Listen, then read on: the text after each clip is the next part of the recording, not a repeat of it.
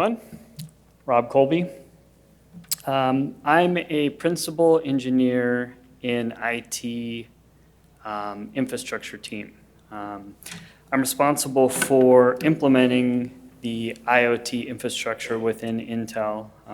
We standardize on the products that land within the company, and that spreads across smart buildings, supply chain, smart manufacturing.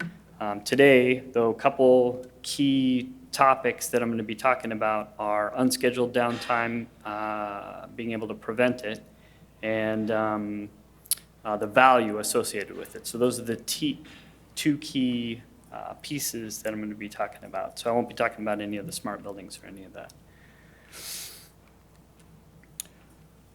So at Intel, why are we interested in using IoT, AI, all of the trendy digital transformation, any of those types of terms?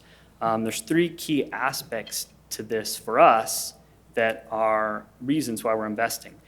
These are business problems. Anybody that is in business, will see these and recognize these as business problems. And what I see as being the challenge when I have people come to me is that they're regularly mixing business challenges and expecting that they are also technology problems. These are not the same. When we assume unscheduled downtime is a problem, that doesn't necessarily translate into an actual problem. And that's something I'm regularly having to work with my teams to make sure that they're understanding. A tool can go down, and that is zero revenue loss at points, depending on where the tool is and what it's doing.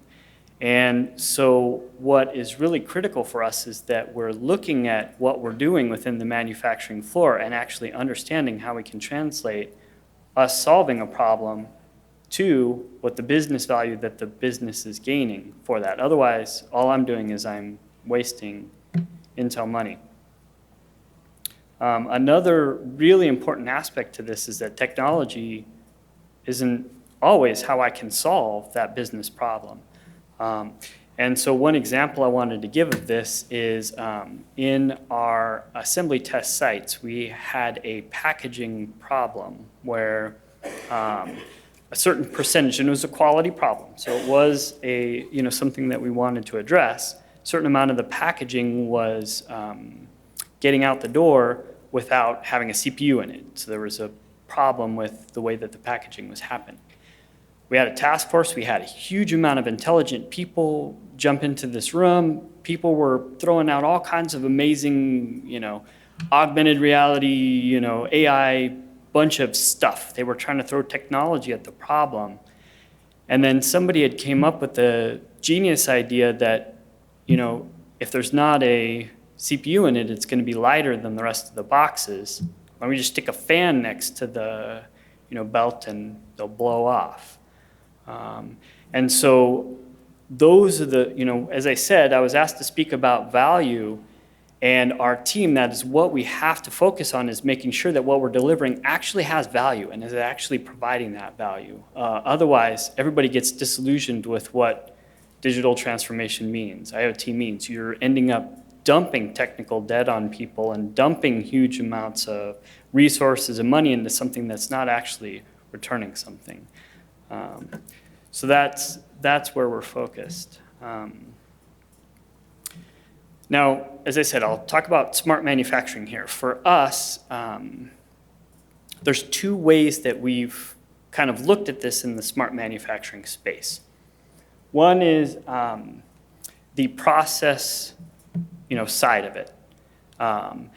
Intel's been looking at this for a very long time. So we've been automating the process manufacturing, I've seen slides that say the 90s, I think the 80s. I mean, we've been just doing this for a very long time. And what we've done is worked with the industry to have a set of standards for how our equipment on the manufacturing floor can interact with the tools And that's that top part. So that's a process type of intelligence.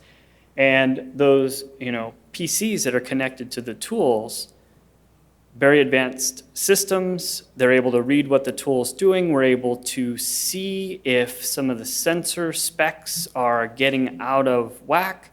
We're able to shut down the tool before it scraps our material. In our case, our material is extremely expensive. The further it goes down our line, the more time and money we've put into it. Many of you know we're resource constrained, and so those types of things end up costing us real revenue. And so that is a very mature place. What we also have started investing in, this is more recent, is that bottom line, what we're calling the support equipment. And that's where we start looking at things like flow, pumps, fans, the things that are ancillary to the equipment, don't directly run the process, but that are still critical for us in the manufacturing space.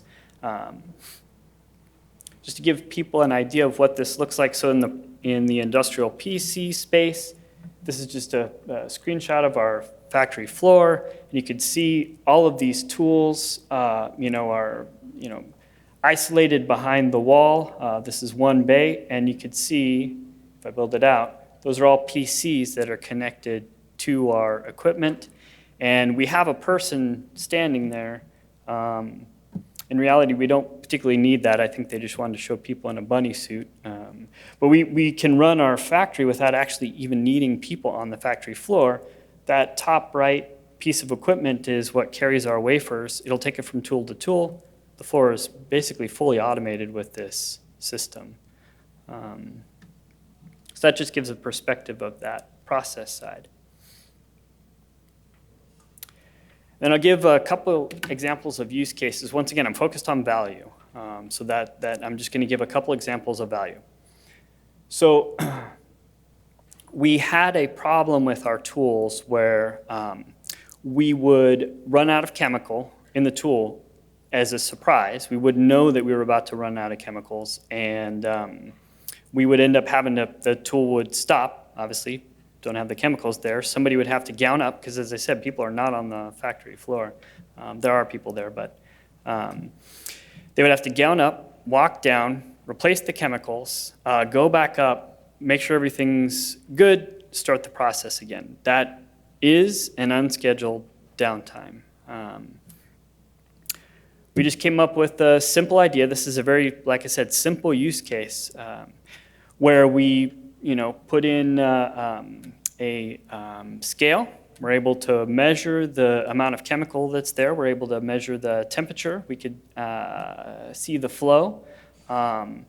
We connect those into a gateway. That was the picture I had showed on the previous page to see the support equipment. And then we just feed that up to a UI that the people in our remote operation center can read. They're able to look at the tools. They're able to see ahead of time if there's going to be any problems during the run, and they're able to go down and take care of, proactively, making sure that the tools will run during their shift. The reason I showed this use case, once again, it's pretty simple. It's not super, able to predict that a pump's bearing is coming out. This is a value use case. Very easy to set up. I could set this up within a couple weeks and have that working on one tool. What my team does, as I said, we standardize what the infrastructure looks like. Setting it up on one tool is not the hard part here and not delivering the value back to the factory. What I need to be able to do is have a truly scalable solution that's going to be able to proliferate to all of the factories. This is, almost all of our tools are going to have chemicals in them. So how do I roll this out? I have to have a connectivity standard. I have to have a support mechanism for that gateway. I have to standardize on what the sensors look like so that I know if there's any vulnerability in that virus. There's a lot of infrastructure I have to put in place for this as well. So when I go to my senior leaders and we start talking about some of these use cases, I need to make sure that I'm thinking about not just a sensor. Sure, I could stick a scale under the chemicals, I need to really be thinking about what this total cost will be for the factory as I proliferate this out, including the headcount and everything, and be able to show that this solution actually will give us a return in the end. Often I hear, because I talk to a lot of you guys as we, are on this journey together, and one of the things that I hear that's very common is that people will start looking at these use cases in the beginning. They'll assess the value incorrectly, and then as they get in, they realize they've implemented something more expensive than the return that they're getting. And so that's the reason why I wanted to show this use case. So I have a lot more slides. There's only 12 minutes, but I think that was the main messages that I wanted to convey here. So at least I was successful at that in 12 minutes. So.